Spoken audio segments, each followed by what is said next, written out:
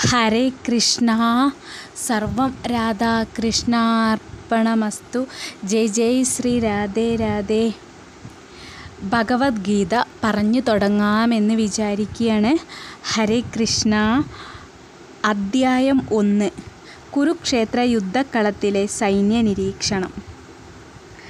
ധൃതരാഷ്ട്ര ഉവാച. ധൃതരാഷ്ട്രാണ് ആദ്യം പറയുന്നത്.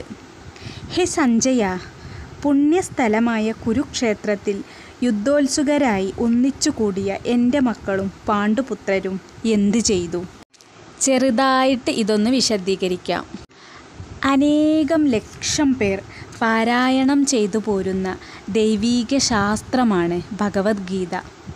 അതിൻ്റെ രത്നച്ചുരുക്കമായ ഗീതാമഹാത്മ്യത്തിൽ ഇങ്ങനെ പറഞ്ഞിരിക്കുന്നു: കൃഷ്ണഭക്തനായ ഒരാളുടെ സഹായത്തോടെയും സ്വാർത്ഥ പ്രചോദനങ്ങളൊന്നുമില്ലാതെയും സനിഷ്കർഷം വായിക്കേണ്ടതാണ് ഭഗവത്ഗീത.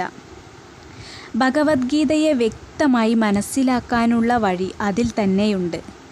ഭഗവാനിൽ നിന്ന് തന്നെ ആ ഉപദേശം കേട്ടുഗ്രഹിച്ച അർജുനൻ്റെ വഴി. ശിഷ്യപരമ്പരയിലൂടെ പോന്ന ആ പദ്ധതിയനുസരിച്ച് യാതൊരു സ്വദേശവ്യാഖ്യാനവും കൂടാതെ ഭഗവത്ഗീത മനസ്സിലാക്കാൻ ഭാഗ്യമുണ്ടായ ആൾ ലോകത്തിലെ എല്ലാ ആധ്യാത്മിക ഗ്രന്ഥങ്ങളുടെ പഠനത്താലും നേടാവുന്നതിലധികം ജ്ഞാനം ഉൾക്കൊള്ളുന്നു. മറ്റ് ആധ്യാത്മിക കൃതികളിലുള്ളതെല്ലാം ഗീതയിലുണ്ട്. മറ്റൊന്നിലും കാണാത്തതും വായനക്കാർക്ക് ഇതിൽ കണ്ടെത്താൻ കഴിയും. അതാണ് ഭഗവത്ഗീതയുടെ വൈശിഷ്ട്യം. ഈ ആധ്യാത്മിക ശാസ്ത്രം പരിപൂർണമാണ്. എന്തെന്നാൽ പരമദിവ്യോത്തമ പുരുഷനായ ഭഗവാൻ കൃഷ്ണൻ നേരിട്ട് അരുളി ചെയ്തതാണ് ഇത്.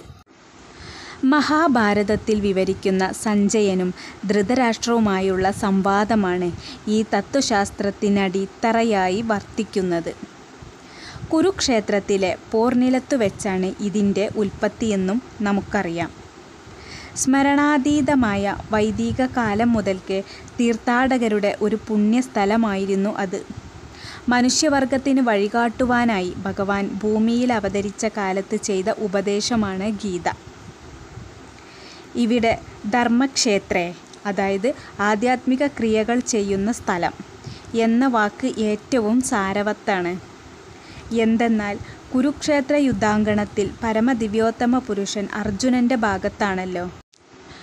കൗരവരുടെ അച്ഛനായ ധൃതരാഷ്ട്രർക്ക് സ്വന്തം മക്കളുടെ വിജയത്തെക്കുറിച്ച് അതിയായ സന്ദേഹമുണ്ട്. അദ്ദേഹം കാര്യസ്ഥനായ സഞ്ജയനോട് ചോദിക്കുന്നു, അവർ എന്തു ചെയ്തു എന്ന്. എൻ്റെ മക്കളും പാണ്ഡുവിൻ്റെ മക്കളും തമ്മിൽ യുദ്ധം ചെയ്യാനുള്ള ദൃഢനിശ്ചയത്തോടെ പോർനിലത്തിലെത്തിയിരിക്കുന്നു എന്ന് അദ്ദേഹത്തിനറിയാം. എന്നിരുന്നാലും ആ അന്വേഷണം അർത്ഥവത്താണ്.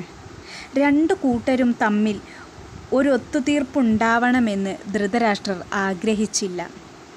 തൻ്റെ മക്കളുടെ ഭാവിയെപ്പറ്റി അദ്ദേഹം ഉത്കണ്ഠിതനായിരുന്നു. വേദങ്ങളിൽ ദേവന്മാർക്കു പോലും ഒരു ആരാധന സ്ഥലമായി പറയപ്പെട്ടിട്ടുള്ള കുരുക്ഷേത്രമാണ് പോർനിലയമായി എടുത്തിട്ടുള്ളത്. ആ പാവന സ്ഥലത്തിൻ്റെ സ്വാധീന ശക്തി യുദ്ധത്തെ എങ്ങോട്ടെത്തിക്കുമെന്ന് അദ്ദേഹം ഭയപ്പെട്ടു. ആ സ്വാധീന ശക്തി അർജുനനും പാണ്ഡുപുത്രന്മാർക്കും സഹായകമായി. കാരണം അവർ സ്വഭാവേന ഗുണശാലികളാണ്. ഈ വസ്തുത ധൃതരാഷ്ട്രർക്ക് വ്യക്തമായി അറിയാം. വ്യാസശിഷ്യനായിരുന്നു സഞ്ജയൻ. വ്യാസദേവൻ്റെ കരുണയാൽ ധൃതരാഷ്ട്രരുടെ കൊട്ടാരത്തിലിരുന്നു കൊണ്ട് തന്നെ കുരുക്ഷേത്രത്തിലെ യുദ്ധരംഗം കാണാൻ അദ്ദേഹത്തിനു സാധിച്ചിരുന്നു. അതുകൊണ്ടാണ് ധൃതരാഷ്ട്രർ സഞ്ജയനോട് പോർക്കളത്തിലെ സ്ഥിതിഗതികളെപ്പറ്റി ആരായുന്നത്. ഒരേ കുടുംബത്തിൽപ്പെട്ടവരാണ് ധൃതരാഷ്ട്രരുടെയും പാണ്ഡുവിൻ്റെയും മക്കൾ. ധൃതരാഷ്ട്രറിൻ്റെ മനോഭാവം ഇവിടെ വ്യക്തമാവുന്നുണ്ട്. അദ്ദേഹം മനഃപൂർവ്വം തൻ്റെ മക്കളെ മാത്രം കൗരവർ എന്ന് അവകാശപ്പെടുകയും അങ്ങനെ പാണ്ഡുവിൻ്റെ മക്കൾക്ക് വംശപാരമ്പര്യം പോലും നിഷേധിക്കുകയും ചെയ്യുന്നു. തൻ്റെ അനന്തരാവകാശികളാകേണ്ട പാണ്ഡുപുത്രന്മാരുമായുള്ള ധൃതരാഷ്ട്രരുടെ ബന്ധത്തിൻ്റെ പ്രത്യേകത ഇതിൽ നിന്ന് മനസ്സിലാക്കാം.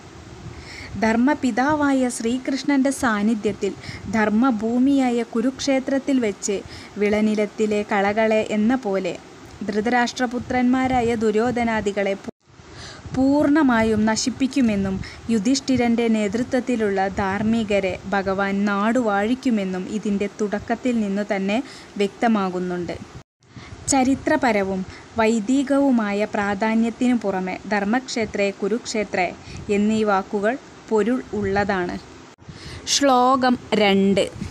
സഞ്ജയൻ പറഞ്ഞു: അല്ലയോ രാജാവേ, പാണ്ഡുപുത്രന്മാർ സജ്ജമാക്കിയ ഈ സൈന്യത്തെ കണ്ട് ദുര്യോധന മഹാരാജാവ് ആചാര്യൻ്റെ മുമ്പിൽ ചെന്ന് ഇങ്ങനെ പറഞ്ഞു. ഇതൊന്ന് വിശദീകരിക്കാം. ജനനം മുതൽക്കേ അന്ധനായിരുന്നു ധൃതരാഷ്ട്രർ. നിർഭാഗ്യവശാൽ ആധ്യാത്മിക വീക്ഷണവും അദ്ദേഹത്തിനില്ല. ധർമ്മത്തെ സംബന്ധിച്ചിടത്തോളം തൻ്റെ മക്കളും അത്ര തന്നെ അന്ധരാണെന്ന് അദ്ദേഹത്തിന് നന്നായി അറിയാം. ജനനം മുതൽക്കേ ധർമ്മനിഷ്ഠരായിരുന്ന പാണ്ഡുപുത്രരുമായി പൊരുത്തപ്പെടാൻ അവർക്കൊരിക്കലും സാധ്യമല്ലെന്നും അറിയാം. എങ്കിലും ഈ പവിത്രമായ സ്ഥലത്തിൻ്റെ സ്വാധീന ശക്തിയെപ്പറ്റി അദ്ദേഹത്തിന് സംശയമുണ്ട്. ഇങ്ങനെ യുദ്ധരംഗത്തെ സ്ഥിതിയെപ്പറ്റി ചോദിച്ചതിൻ്റെ ഉദ്ദേശം സഞ്ജയൻ മനസ്സിലാക്കുകയും ചെയ്തു. തീർത്ഥസ്ഥലത്തിൻ്റെ സ്വാധീന ശക്തിക്ക് അധീനരായി ദുര്യോധനാദികൾ യാതൊരു ഒത്തുതീർപ്പിനും ഒരുങ്ങാനിടയില്ലെന്ന് വിഷാദഗ്രസ്തനായ രാജാവിനെ ധൈര്യപ്പെടുത്താനായി സഞ്ജയൻ പറയുന്നു. ദുര്യോധനൻ പാണ്ഡവരുടെ സേനാവ്യൂഹം കണ്ട ശേഷം ദുര്യോധനൻ തൻ്റെ ആചാര്യനായ ദ്രോണരുടെ അരികിൽ സത്യസ്ഥിതി അറിയിക്കാനായി ചെല്ലുന്നു. രാജാവാണെങ്കിൽ കൂടി ദുര്യോധനന് കാര്യഗൗരവമൂലം ദ്രോണാചാര്യരെ ചെന്നു കാണേണ്ടി വന്നു. രാഷ്ട്രതന്ത്രജ്ഞൻ എന്ന നിലയിൽ അദ്ദേഹം പ്രഗത്ഭനായിരുന്നു. പക്ഷേ പാണ്ഡവരുടെ സൈന്യബലം കണ്ടപ്പോൾ തനിക്കുണ്ടായ ഭയത്തെ തന്ത്രപരമായ ഈ പുകമറ കൊണ്ട് മൂടിവെക്കാൻ ദുര്യോധനന് കഴിഞ്ഞില്ല. ശ്ലോകം 3. അല്ലയോ ആചാര്യ, അങ്ങയുടെ ശിഷ്യനും ബുദ്ധിശാലിയുമായ ദ്രുപദപുത്രൻ ഒരുക്കി നിർത്തിയിട്ടുള്ള ഈ മഹത്തായ പാണ്ഡവ സൈന്യത്തെ ഒന്നു നോക്കൂ. ഭാവാർത്ഥം: നയതന്ത്രജ്ഞനായ ദുര്യോധനന് സർവ്വസൈന്യാധിപനും മഹാബ്രാഹ്മണനുമായ ദ്രോണാചാര്യൻ്റെ തെറ്റുകളെ ചൂണ്ടിക്കാണിക്കേണ്ടിയിരിക്കുന്നു. ദ്രൗപദിയുടെ പിതാവായ ദ്രുപദരാജാവുമായി ദ്രോണാചാര്യർക്ക് രാഷ്ട്രീയ വൈര്യമുണ്ടായിരുന്നു. തത്ഫലമായി ദ്രുപദരാജാവ് ഒരു യാഗം ചെയ്യുകയും ദ്രോണാചാര്യരെ വധിക്കുവാൻ കഴിവുള്ള ഒരു പുത്രനുണ്ടാകാനുള്ള വരം നേടിയെടുക്കുകയും ചെയ്തു. ഇതെല്ലാം ആചാര്യന് നന്നായി അറിയാമെങ്കിലും ദ്രുപദപുത്രനായ ധൃഷ്ടദ്യുമ്നനെ അദ്ദേഹത്തിൻ്റെ കീഴിൽ സൈനികാഭ്യാസത്തിനയച്ചപ്പോൾ ഉദാരമതിയായ ബ്രാഹ്മണൻ എന്ന നിലയിൽ തനിക്കറിയാവുന്ന ആയുധമുറകളെല്ലാം അദ്ദേഹം ധൃഷ്ടദ്യുമ്നനെ പഠിപ്പിച്ചു കൊടുത്തു. ഇപ്പോൾ കുരുക്ഷേത്രത്തിലെ യുദ്ധത്തിൽ ധൃഷ്ടദ്യുമ്നൻ പാണ്ഡവരുടെ സഹായിയാണ്. ദ്രോണാചാര്യനിൽ നിന്നും കിട്ടിയ അറിവിനെ മുൻനിർത്തി അയാൾ പാണ്ഡവ സൈന്യത്തിൻ്റെ സംവിധാനം നടത്തുന്നു. ദ്രോണാചാര്യർ ഈ യുദ്ധത്തിൽ ഒരു വിട്ടുവീഴ്ചയ്ക്കും തുനിയാതെ ജാഗരൂകനായിരിക്കണമെന്നുദ്ദേശിച്ചാണ് ദുര്യോധനൻ ആചാര്യൻ്റെ ഈ തെറ്റ് ചൂണ്ടിക്കാട്ടിയത്. ദ്രോണാചാര്യരുടെ ശിഷ്യരായ പാണ്ഡവരുമായുള്ള യുദ്ധത്തിലും ഇതുപോലുള്ള ദാക്ഷിണ്യം കാണിക്കരുതെന്നാണ് ദുര്യോധനൻ ഇവിടെ വ്യക്തമാക്കുന്നത്. അർജുനൻ അദ്ദേഹത്തിൻ്റെ പ്രിയങ്കരനും ബുദ്ധിശാലിയുമായ ശിഷ്യനാണല്ലോ. അത്തരമൊരു ദയാദാക്ഷിണ്യം പരാജയത്തിലെ കലാശിക്കൂ എന്ന് ദുര്യോധനൻ മുന്നറിയിപ്പ് നൽകുന്നതാണ്. ശ്ലോകം 4. ഭീമാർജുനന്മാരോട് കിടനിൽക്കുന്ന യുയുധാനനൻ, വിരാടൻ, ദ്രുപദൻ എന്നീ വില്ലാളി വീരന്മാർ ആ സൈന്യത്തിലുണ്ട്. ഭാവാർത്ഥം: ആയോധനകലയിൽ ദ്രോണാചാര്യർക്കുള്ള പാടവമോർക്കുമ്പോൾ ധൃഷ്ടദ്യുമ്നനെ ഒരു മികച്ച എതിരാളിയായി കരുതാനാകില്ല. എങ്കിലും പാണ്ഡവ സൈന്യത്തിൽ ഭയപ്പെടേണ്ടവരായി വേറെയും ചിലരുണ്ട്. ഭീമാർജുനന്മാരെ പോലെ ഭീഷണരാണ് അവരും. വിജയത്തിൻ്റെ വഴി വിലക്കുന്ന ആ പ്രതിയോഗികളെ ദുര്യോധനൻ എടുത്തു പറയുന്നു. ഭീമാർജുനന്മാരുടെ കരുത്തിനെപ്പറ്റി അദ്ദേഹം തികച്ചും ബോധവാനായിരുന്നതിനാലാണ് മറ്റ് യോദ്ധാക്കളെ അവരുമായി താരതമ്യപ്പെടുത്തിയത്. ശ്ലോകം 5. ദൃഷ്ടകേതു, ചേകിതാനൻ, കാശിരാജാവ്, പുരുജിത്ത്, കുന്തിഭോജൻ, ശൈബ്യൻ എന്നീ വീരന്മാരായ യോദ്ധാക്കളും അവിടെ സന്നിഹിതരായിട്ടുണ്ട്. പ്രഗത്ഭരായിട്ടുള്ള ഇവരെല്ലാവരും ആ യുദ്ധത്തിൽ അവിടെ എത്തിച്ചേർന്നിട്ടുണ്ടെന്നാണ് പറയുന്നത്. ശ്ലോകം 6. കൂടാതെ പരാക്രമിയായ യുധാമന്യു, ബലവാനായ ഉത്തമൗജസ്, സുഭദ്രാപുത്രൻ, ദ്രൗപദിയുടെ മക്കൾ എന്നിവരും യുദ്ധത്തിനൊരുങ്ങി നിൽക്കുകയാണ്. ഇവരെല്ലാവരും മഹാരഥന്മാർ തന്നെയാണ്. ശ്ലോകം 7. ബ്രാഹ്മണോത്തമ, എൻ്റെ സൈന്യത്തെ നയിക്കുന്നതിന് യോഗ്യതയുള്ള പടനായകന്മാരെ പറ്റി ഇനി ഞാൻ പറഞ്ഞു തരാം. ശ്ലോകം 8.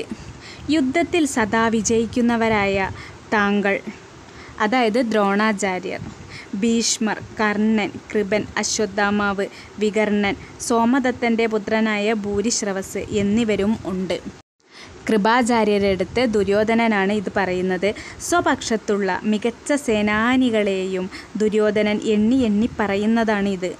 യുദ്ധത്തിൽ തോൽവിയില്ലാത്തവരാണ് ആ വീരന്മാർ, തോൽവി അറിയാത്തവരാണ് ആ വീരന്മാർ. വികർണൻ ദുര്യോധനൻ്റെ സഹോദരനും അശ്വത്ഥാമാവ് ദ്രോണൻ്റെ പുത്രനും, സൗമദത്തി അഥവാ ഭൂരിശ്രവസ് ബാഹ്ലീകരാരാജാവിൻ്റെ മകനുമാണ് അദ്ദേഹം. പാണ്ഡുവുമായുള്ള വിവാഹത്തിന് മുമ്പ് കുന്തിക്ക് പിറന്ന പുത്രനാകയാൽ അർജുനൻ്റെ ഭ്രാതാവാണ് കർണൻ. ദ്രോണാചാര്യരാകട്ടെ കൃപാചാര്യരുടെ സഹോദരീ ഭർത്താവും. ശ്ലോകം 9. എനിക്കു വേണ്ടി സ്വജീവിതമർപ്പിക്കാനൊരുങ്ങി വന്നവരായിട്ട് ഇനിയുമുണ്ട് പല വീരയോദ്ധാക്കളും. നാനാവിധത്തിലുള്ള ആയുധങ്ങൾ കൈവശമുള്ളവരും സമരമുറകളിൽ സുപരിചിതരുമാണവർ. അതായത് ജയദ്രഥൻ, കൃതവർമാവ്, ശല്യർ തുടങ്ങിയവരും മറ്റുള്ളവരും ദുര്യോധനനു വേണ്ടി ജീവൻ ബലി കൊടുക്കാൻ തയ്യാറായി വന്നിരിക്കുകയാണ്. മറ്റൊരു വിധത്തിൽ പറയുകയാണെങ്കിൽ പാപിയായ ദുര്യോധനൻ്റെ പക്ഷത്തു ചേർന്നതു കൊണ്ടു തന്നെ കുരുക്ഷേത്ര യുദ്ധത്തിൽ അവർ കൊല്ലപ്പെടുമെന്ന് തീർച്ചയായി കഴിഞ്ഞു. എങ്കിലും ഈ സുഹൃത്തുക്കളുടെ ഏകോപിച്ച ബലം തനിക്ക് വിജയം നേടിത്തരുമെന്ന് ദുര്യോധനൻ ഉറച്ചു വിശ്വസിക്കുന്നു. ശ്ലോകം 10. അളവറ്റതാണ് നമ്മുടെ സൈന്യബലം. പിതാമഹനായ ഭീഷ്മരാൽ സുരക്ഷിതവുമാണത്. എന്നാൽ ഭീമൻ രക്ഷിച്ചു പോരുന്ന പാണ്ഡവ സൈന്യമാകട്ടെ വളരെ പരിമിതവും. ഭാവാർത്ഥം: രണ്ടു കൂട്ടരുടെയും സൈന്യബലത്തെ ദുര്യോധനൻ താരതമ്യപ്പെടുത്തുകയാണ്. തൻ്റെ സായുധ സേനാബലം അളവറ്റതും പിതാമഹനായ ഭീഷ്മരുടെ തഴക്കമുള്ള കൈകളിൽ സുരക്ഷിതവുമാണെന്ന് അദ്ദേഹത്തിന് ഉറപ്പുണ്ട്. മറിച്ച് പാണ്ഡവരുടെ സൈന്യം പരിമിതവും ഏറെ യുദ്ധപരിചയമൊന്നുമില്ലാത്ത ഭീമൻ രക്ഷിക്കുന്നതുമാണ്. ഭീഷ്മരോടൊത്തു നോക്കുമ്പോൾ ഭീമൻ വെറും നിസ്സാരനാണ്. ദുര്യോധനന് എന്നും ഭീമനോട് അസൂയയുണ്ടായിരുന്നു. കാരണം താൻ കൊല്ലപ്പെടുകയാണെങ്കിൽ അത് ഭീമൻ്റെ കൈകൊണ്ടായിരിക്കുമെന്ന് അദ്ദേഹത്തിന് അറിയാവുന്നത് കൊണ്ടു തന്നെ. എങ്കിലും ഭീമനേക്കാൾ വളരെയധികം കഴിവുള്ള ഭീഷ്മൻ്റെ സേനാധിപത്യം തനിക്ക് വിജയം നേടിത്തരുമെന്ന് അദ്ദേഹം പ്രതീക്ഷിച്ചു. യുദ്ധത്തിൽ നിശ്ചയമായും വിജയശ്രീലാളിതനാകുമെന്ന് ദുര്യോധനൻ സ്വയം കരുതി. ഹരേ കൃഷ്ണ. സർവം രാധാകൃഷ്ണാർപ്പണമസ്തു. ജയ് ജയ് ശ്രീ രാധേ രാധേ. ബാക്കി ഭാഗം നാളെ പറയാം.